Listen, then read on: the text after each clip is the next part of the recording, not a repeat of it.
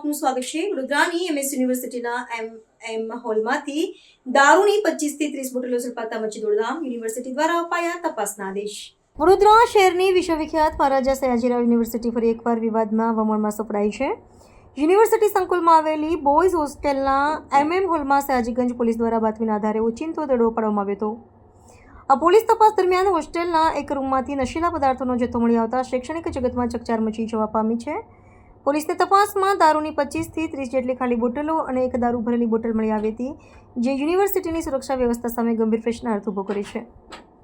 ઘટનાની ગંભીરતાને ધ્યાને લેતા પોલીસે હોસ્ટેલ રૂમમાંથી મળી આવેલા દારૂની બોટલો અને સિગારેટના ખાલી પેકેટ સહિતનો તમામ મુદ્દામાલ કબજે કરી કાયદેસરની કાર્યવાહી હાથ ધરી છે। પોલીસ સૂત્રોના જણાવ્યા અનુસાર હોસ્ટેલમાં લાંબા સમયથી દારૂની મહેફિલો યોજાતી હોવાની બાતમી મળી હતી, જેના આધારે આ રેડ કરવામાં આવી હતી। વિદ્યાના ધામમાં આટલી મોટી માત્રામાં પ્રતિબંધિત નશીલો સામાન કઈ રીતે પ્રવેશ્યો તે અંગે હાલ સયાજીગંજ પોલીસ દ્વારા ઝીણવટભરી તપાસ ચલાવવામાં આવી રહી છે। આ બનાવની જાણ થતાં જ યુનિવર્સિટી પ્રશાસનના અધિકારીઓ તાત્કાલિક ઘટના સ્થળે દોડી આવ્યા હતા અને સમગ્ર મામલે આંતરિક તપાસના આદેશો આપ્યા છે। યુનિવર્સિટી સત્તાધીશો દ્વારા હોસ્ટેલની સુરક્ષા અને વોર્ડનની કામગીરી સામે પણ સવાલો ઉઠાવવામાં આવ્યા છે।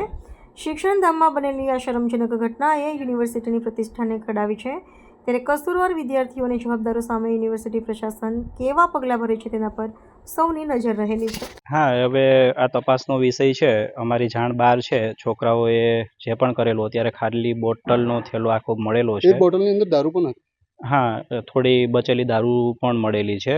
તપાસનો વિષય છે, તપાસ કરીને જે પણ હશે કાયદેસરની કોણે કઈ જગ્યાએથી ક્યાંથી દારૂ લઈ અને કોણે પાર્ટી કરી છે કે શું કર્યું છે આ બોટલનું જે પણ હતું એ, અને શા માટે તમે રૂમમાં લઈ આવ્યા છે તપાસ કરી અને જે પણ હશે કાયદેસરની કાર્યવાહી કરવામાં આવશે। કેટલી બોટલો? 12 થી 15 જેટલી બોટલ હતી। 28 બોટલ અમારી પાસે વિડિયો છે। હા, 28 હશે। સિગરેટના 20-25 સિગરેટના બોક્સ હતા જે ખાલી પીધેલી છે। યુનિવર્સિટીની કોઈ ગાઈડલાઈન છે આની માટે? રૂલ પ્રમાણે તો છોકરાઓએ સિગરેટ કે કોઈ પણ જાતનું વ્યસન હોસ્ટેલમાં કરવાની સખત મનાઈ છે, એના માટે નિયમ બનેલા છે। તમે ચેકિંગ કરો છો? સરપ્રાઈઝ વિઝિટ કરીએ છીએ જ્યારે પણ પકડાય છે ત્યારે અમે લોકોને કડકમાં કડક સૂચના આપીએ છીએ। આ બોટલો આજે જ આવી ગઈ? એ જ રૂમમાં ઘણી વખત મેં ચેકિંગ કરેલું છે અને ઘણી વખત મેં વોર્ન પણ કરેલા છે। એ જ રૂમમાં નહીં, તમે બાકી બીજા જોયું છે? તમે પણ આઈ વિટનેસ છો કે આ લોકો પાર્ટી કરતા હતા?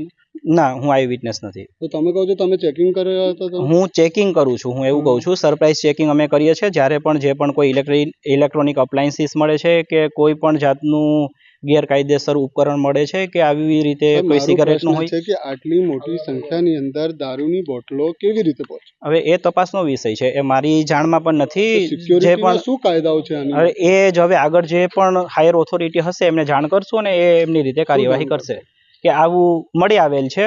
હવે આ ક્યાંથી આવ્યું છે, કોણ લઈ આવ્યું છે, ક્યાંથી લઈ આવ્યું છે, લઈ આવીને શું કર્યું છે, એ બધી જ તપાસ 30 નંબરમાંથી નીકળી છે। 30 નંબર વાળા એવું કહે છે કે એ 28 નંબરમાં જે ભાઈ રહી છે એ અમારા રૂમમાં મૂકીને જતા રહ્યા છે। 28 નંબર ખોલ્યો તમે? 28 નંબર બંધ છે। મેં પોલીસની સામે કીધું હતું કે ભાઈ તમારે ખોલવું હોય તો હું તોડી આપું, તાળું લોક હતું। આજે હમણાં કોઈ કોલેજમાં રજાઓ છે? ના, અત્યારે કોઈ જ રજા નથી। પછી શું લેવા એ લોકો નીકળી ગયા અહીંથી? એ ઉજ્જૈન ગયા છે। હવે આવો કોઈ નિયમ નથી, જ્યારે પણ છોકરાઓ જાય છે ત્યારે વોર્ડનને કોની પાસે? એ છોકરાઓ પાસે જ છે, વોર્ડન પાસે નથી હોતી અને એવો કોઈ રૂલ નથી। અમારી પાસે તો ઇનપુટ એવો છે, એ છોકરા પાસે નથી ચાવી? નહીં, એ એમના ફ્રેન્ડને આપીને ગયા છે।